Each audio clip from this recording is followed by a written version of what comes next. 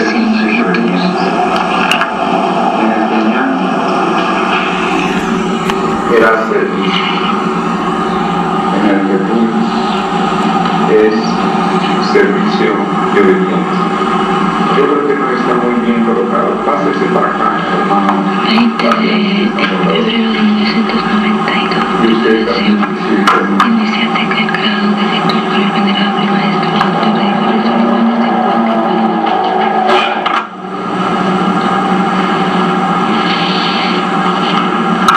hay que comprender que el Jesús entra a ser un estudiante perfecto. ¿Qué es un estudiante perfecto? El que estudia todo lo necesario. Ya que la ñana está compuesta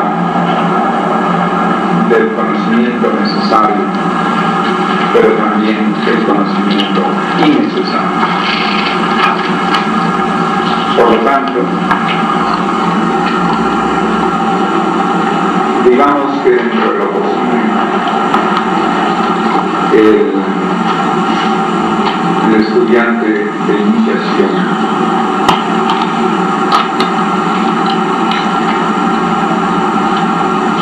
debe ser un estudiante perfecto, y el sentido de la perfecto está en que más bien entra a estudiar las cosas, es decir, que toma una actitud de estudio ante las circunstancias.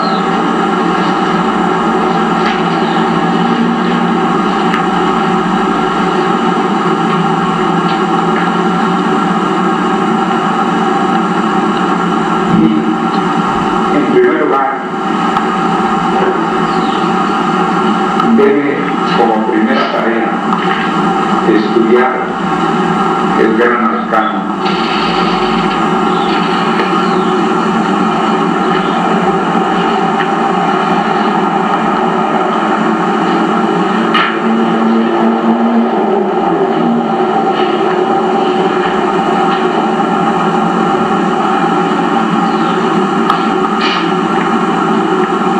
En la página 32 del libro de Epismo,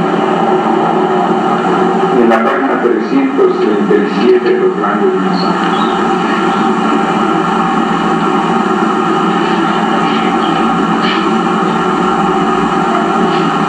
Puesto que intuye, sostiene el gran arcano, corresponde a la mano que tiene la empuñadura.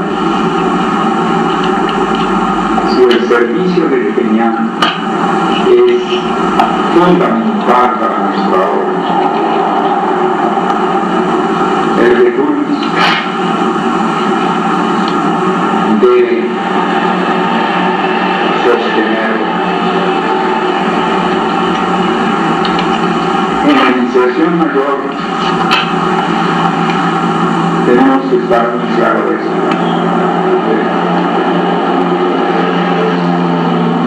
Voy a dar un ejemplo.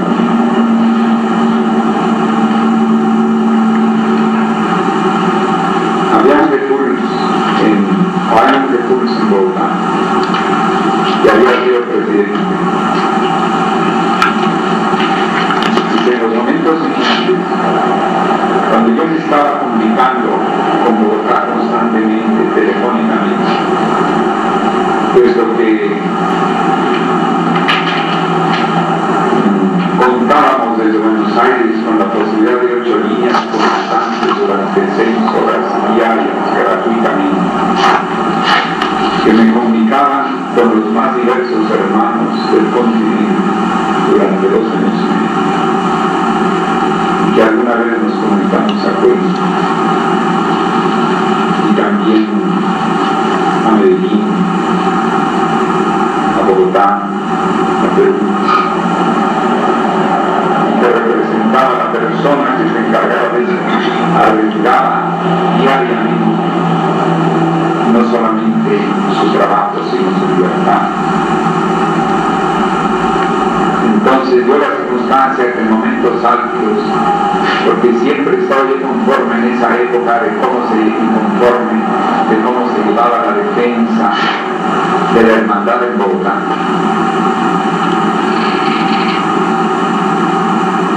Resulta que había una cita con el abogado y era un momento importante.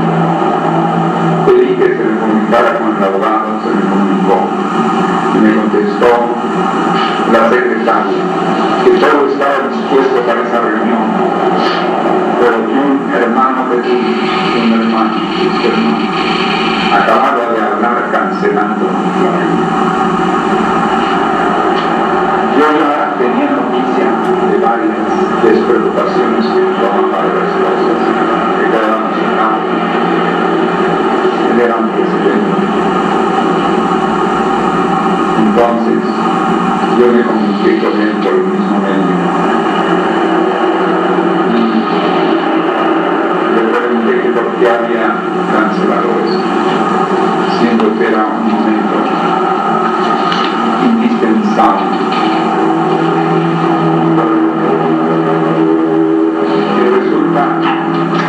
Que lo había hecho porque estaba acostumbrado en un momento dado a dejar a un lado las cosas para sus asuntos personales, pero sobre todo cuestiones sin ninguna trascendencia, porque él era bastante duro en el trabajo, nada de eso. Entonces inmediatamente le dije que quedaba fuera de la cabeza de la responsabilidad de lo legal.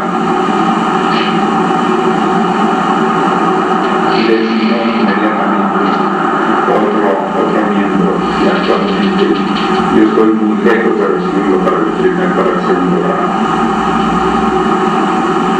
Por eso no dejé que viniera.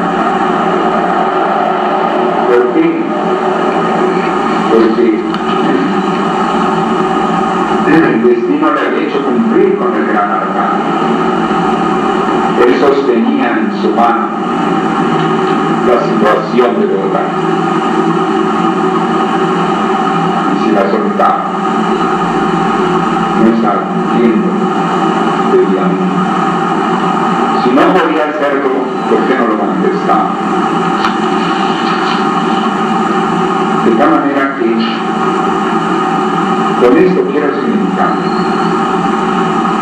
que el Jesús en la iniciación mayor debe tomar en consideración un sentido de responsabilidad. Esa cosa que nos dice.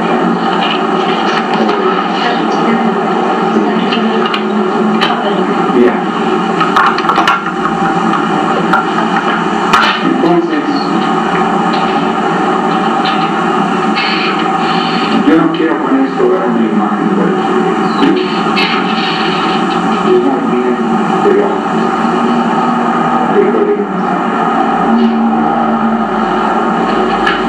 si un Jesús le está correspondiendo cumplir con el gran arcano en tener la mano sosteniendo una situación y tranquilamente con la mano en la cintura en momentos culminantes deja, como quien dice, abandona su responsabilidad, pues no está cumpliendo con el gran arcano, no está cumpliendo con ese símbolo, con ese significado.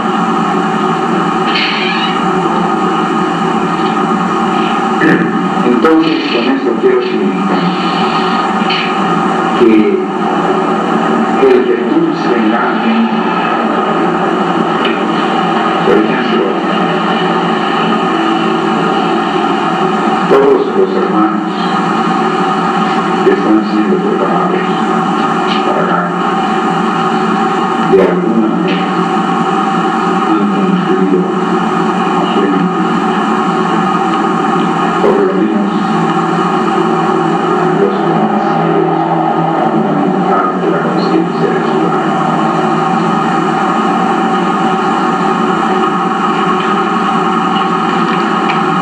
Porque, como expliqué en la mañana, en la iniciación mayor no se pide el que realice cosas. Pero que el Jesús realice su plan. Cruce su plan. Que cada iniciado cumpla de mí. ¿En qué? En alcanzar el nivel de conciencia.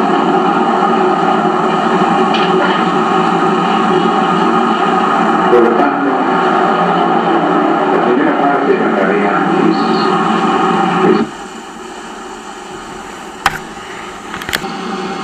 bueno, pero no se ve afligido el elefante. No se le ve un concepto así tan, como digamos, tan dramático de entender. Porque lo que hay una cosa muy característica aquí, y es que se le ve un rostro continuo, se le ve dichoso, feliz, de tal manera que no da la imagen de pruebas ni de nada de eso. Y así que en ese sentido, más bien, ¿qué sería que tiene 3 patas al aire? Es decir, que no necesita apoyo de 3 cosas, de 4 no necesita el apoyo de 3. ¿Cómo lo interpretaría usted?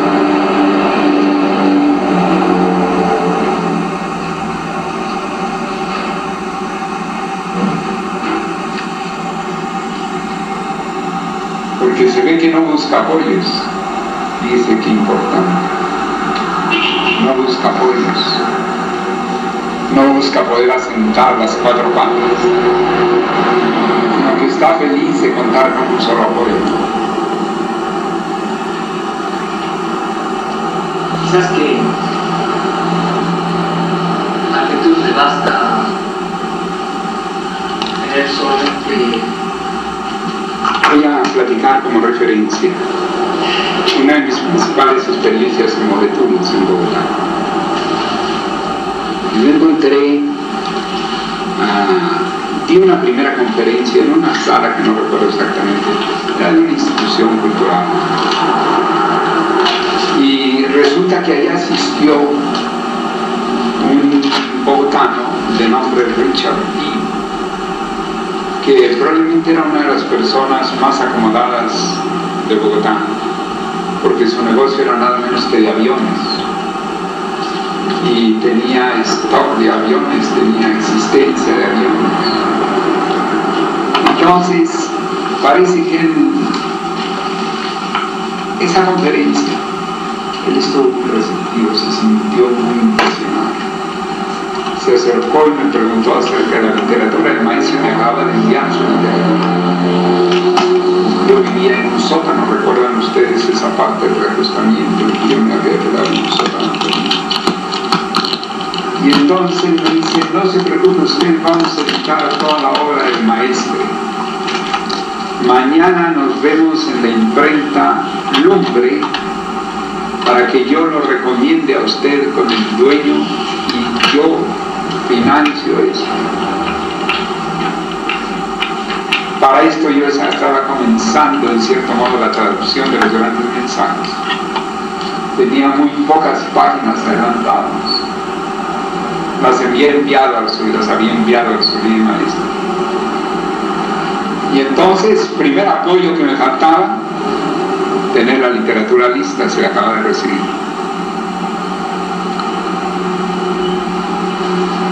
Pero entonces, era como si hubiera levantado una pata del elefante. Y entonces yo le dije, perfectamente, ¿a qué hora nos vemos? Entonces, una oportunidad de esas no podía, yo no sabía el señor quién era, si iba a estar, si no estaba, si volvería, si viajaba, si no viajaba. Yo lo acababa de conocer.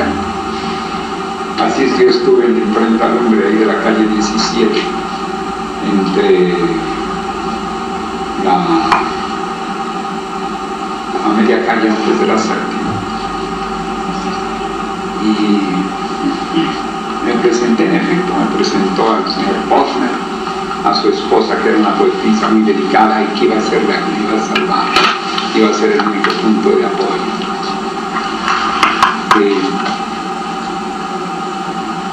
Y resulta que quedó todo arreglado. Entonces me dijo, ¿cuál necesitaría yo? Me dice el señor Bodmer, que me traiga usted. Dice, ¿tiene los originales? Le digo, tengo que ordenarlos. Yo le decía, tengo que traducirlos. Tengo que ordenarlos porque me acaban de llegar. Necesito... ¿Qué mayor plazo me da usted? Dice, bueno, yo tengo que hacer dentro de unas semanas o meses la guía telefónica de Bogotá. Y entonces tengo que dedicar todas mis máquinas a la guía telefónica. Lo más que lo puedo esperar, trae 15 o 20 días. Bueno, yo inmediatamente dije, por supuesto. Yo no sabía cómo me iba a resolver. No tenía el material. No tenía el tiempo. Así es que entonces yo salí de allí pensando que aquí hacía que era la oportunidad que ya entonces ya platiqué más con Richard B. Me dijo, dice, mire, yo lo arreglé con Bob. Yo tengo que ir a entregar una partida de 3 aviones a uno de los países árabes. Voy y de allí tengo que viajar a tal parte donde tengo que recoger un avión que he comprado y me vengo a Bogotá y seguimos haciendo eso. Yo, feliz, lo primero que hice fue al correo de Avianca a platicarle al subir maestro eso. Y que lo único que se me ocurría poder hacer como para suficiente material de ello, hacer un prólogo largo.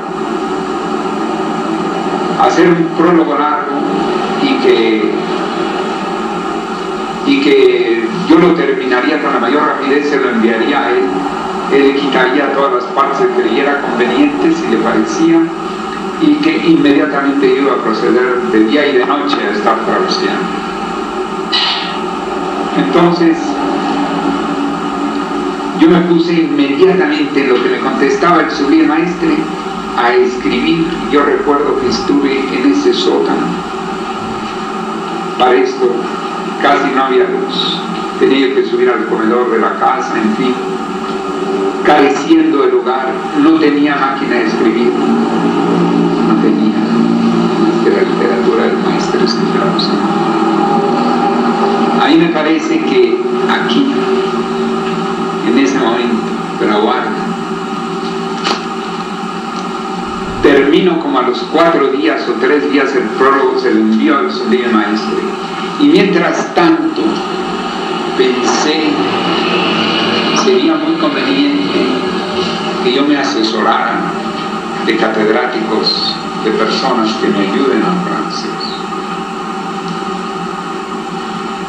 Que no tenga yo que estar buscando el diccionario, sino para revisar. Entonces recuerdo que fui a la Universidad de Bogotá a preguntar quiénes enseñaban francés y si había catedráticos de origen francés. Me dijeron que había 2, uno de idiomas y otro, no recuerdo, literatura. Entonces hablé con ellos, fui a ver a su casa y les dije, miren ustedes, yo tengo esta urgencia tremenda, pero quiero decirles que yo no tengo dinero. Yo tengo que hacer la campaña porque para esto no había implantado la misión en Bogotá. Yo acababa de llegar a Bogotá, llegué al sótano, le avisé al sublime maestro que me quedaba en el sótano para conocer mejor a Bogotá, me envió la literatura del sublime maestro al sótano, en respuesta de que me había quedado en el sótano. Y entonces con eso fui a conseguir hermandad, a ver quiénes se acercaban. No había nadie en la misión en Bogotá, allí no había llegado ninguno de mis archiex, ni nadie había llegado allá.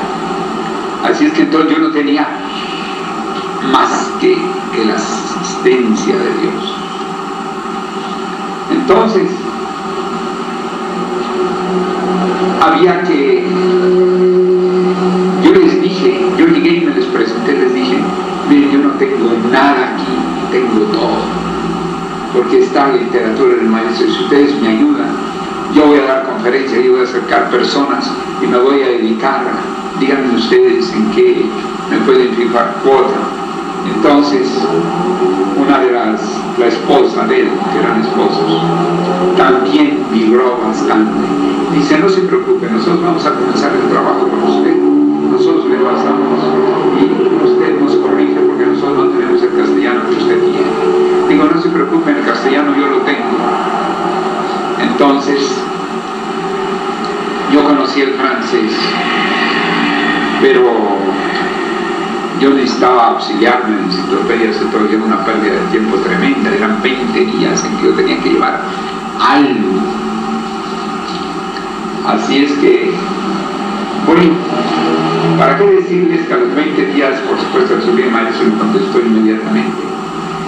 Me dijo que estaba muy bien la idea del prólogo y que se lo enviara. Yo se lo envié, me contestó inmediatamente, o sea, que ya para el día 20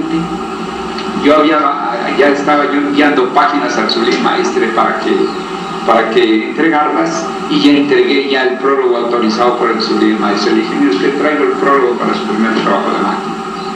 Ah, muy bien, todo bueno. Una belleza. Ya no les sigo platicando cómo fue mi vida en esas semanas, pero allí faltó otro apoyo, que consistió en que Richardín, un hombre que negociaba aviones, que compraba y vendía aviones, que mandaba a hacer aviones, cada avión vale millonadas, de tal manera que iba a los países árabes y no árabes. ¿Qué se iba a acordar de un pobre misionero que estaba en Bogotá batallando con un compromiso de literatura? De tal manera que como pude, fui sorteando paz.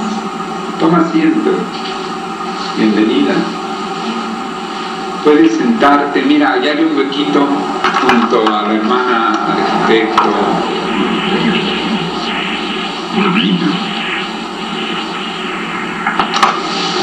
Entonces, yo iba sosteniendo, yo asistía. Yo les confieso a ustedes que no todas las partes, había partes de francés que representaban bastante sencillo para mí. Yo avanzaba y no esperaba a los catedráticos, yo les avisaba y en todo caso les llevaba. Ustedes traducen tales, otros así ganamos tiempo. Bueno, mientras tanto, en las noches yo buscaba seguir dando conferencias, a reunir hermanos. Yo comencé a tener quienes, lo primero que les pedí es que me buscaran lugares donde dar conferencias. Me consiguieron la Biblioteca Nacional, varios días. Eso estuvo formidable, porque la Biblioteca Nacional era en aquel tiempo, yo no sé ahora, muy respondida al público. Allí fue la clave. En la Biblioteca Nacional poco a poco obtuve un lleno. Yo por supuesto daba unas conferencias con el objetivo de conseguir personas que ayudaran, así es que a mí no me preocupaba el tema, me preocupaba conseguir personas. Entonces yo hacía el tema, yo llevaba el tema de manera de atraer personas, no tanto de que quedara la satisfacción por mi parte del tema como lo había desarrollado. No me interesaba cómo lo desarrollaba, lo que me interesaba era lograr los objetivos. Pero la preocupación era que hubiera una hermandad que ayudara a dar cierta ayuda a los traductores, a decir a los franceses. Entonces, en esos días comienza el drama. Me dice el Señor, por supuesto que una imprenta que todavía usaba plomo, dice, mire, usted se me está acabando el plomo. Y Richard, muy bien, no regresa. Yo necesito comprar tanto de plomo. Aquí tiene usted, vaya usted y hable con Richard para que nos mande el plomo. Hable usted con su esposa para ver qué hacemos con Richard. Bueno, yo salí de allí a buscar a la esposa, afortunadamente la encontré, me dijo, usted no sabe cómo es Richard. puede tardar un año en venir, como puede tardar 6 meses. Él coge su avión y el otro día que yo lo esperaba aquí, resulta que se fue a Japón porque tuvo una oportunidad de vender un avión en Japón. Entonces, ahí comenzó el drama. Yo quiero decirles en una palabra que Richard dijo: nunca. Le hablé a su esposa y su esposa bondadosamente compró plomo, dio para el plomo, pero ella dijo que ella no estaba en el plan, que era Richard le había dicho nada, que ella confiaba en mi aseveración, en la del señor Bodmer, procuré conectarlos a ellos, en fin, bueno. Entonces no se tenía suficientemente la literatura. Aquello, no había hermandad porque apenas se estaba formando, no había dinero, la imprenta llegaba el tiempo de que tenía que hacer la guía telefónica, y entonces así salieron los grandes mensajes. Ya por supuesto, como a los 3 meses de trabajo, ya el Señor ya me comenzaba a tratar muy mal. Me decía que qué clase de persona era yo, que sin ninguna planificación, me dijo que me faltaba planificación, que me faltaba de todo, después me dijo que me faltaba vergüenza. No. Comenzó poco a poco a subir de tono. Entonces llegó un momento en que dijo: yo no imprimo una página más si no me trae usted todo el papel, porque yo conseguía dinero para una resma, y llevaba yo la resma y ya con eso ya lo dejaba ya. Entonces yo comencé a ganarme a los obreros. Entonces yo dije: aquí el señor Bodmer no va. Entonces yo llegué con ellos ahí. Ellos iban a comer a un cafecito por ahí cercano, como acostumbran los obreros a ir al mediodía. Así es que entonces yo llegué a sentarme con ellos y a comer junto con ellos. Digo, estoy sumamente preocupado porque el señor Bodmer no quiere, y yo ya traje una resma más. Yo no sé qué vamos a hacer. Yo queriendo que saliera de ellos la respuesta, yo diciéndoles todo, pero sin decirles lo que yo proponía, porque a lo mejor me pedían dinero. Entonces yo lo que quería era que ellos imprimieran cuando el señor Bodmer no diera la orden, sino en ratos libres. Entonces ese diálogo, me acordé de Talleyrand, que decía que el mejor diplomático es aquel que logra que el otro país proponga lo que en realidad Talleyrand estaba sugiriendo, es decir, que saliera de ellos. Entonces yo estaba buscando, yo recuerdo esa comida y que les decía yo, y luego comenzaban a hablar de otra cosa que los deportes, que Pelé, esperando que terminara la conversación acerca de Pelé para de nuevo entrar. Y entonces, ¿qué hacemos de eso? Hasta que rompió pues lo imprimimos nosotros. ¡Qué bueno! Dije, qué buena idea, ¿qué les parece a ustedes? Bueno, pues lo hacemos. Un rato, bueno, así se consiguió que siguieran las impresiones, a pesar de que el señor Bodmer. Pero llegó el momento en que el señor Bodmer descubrió, porque se dio cuenta que un empresario no van a estar imprimiendo sus máquinas sin que se dé cuenta. Y entonces dijo, bueno, ¿y qué pasó? Entonces él me llamó por teléfono: dígame, ¿en qué consiste todas esas resmas que ha traído usted y que se han impreso? Usted no me avisó.